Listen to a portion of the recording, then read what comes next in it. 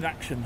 This is this looks quite clean, and it is, because it was part of a big project which lasted 10 years to clean up and restore the stained glass on this side, which is called the east front of the Minster. The conservation project lasted 10 years, 2006 to 16. Wow. The stained glass is over 600 years old. It dates from 1405 to 1408. I know a lot about it. The man behind it was a gentleman from the English Midlands called John Thornton, and it's the story of the start and the end of the world, the books of Genesis and Revelation.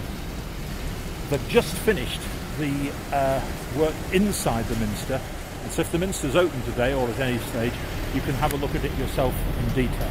You obviously can't see so much of stained glass outside, although you do see the leading, and he's going to block the view. How annoying is that? Never mind, we will walk round it a little bit further. What you can see is the stonework, and in particular these fantastic gargoyles and grotesques. The figures pulling faces and doing all sorts of horrible things to ward off evil spirits. But they're a strong feature around here. You also see them inside the Minster as well.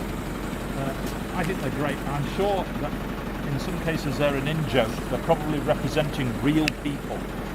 But they were obviously designed, as I say, to ward off evil spirits. The mystery is the obvious plinths and alcoves where you would imagine there would have been statues at one time, but they're not there now.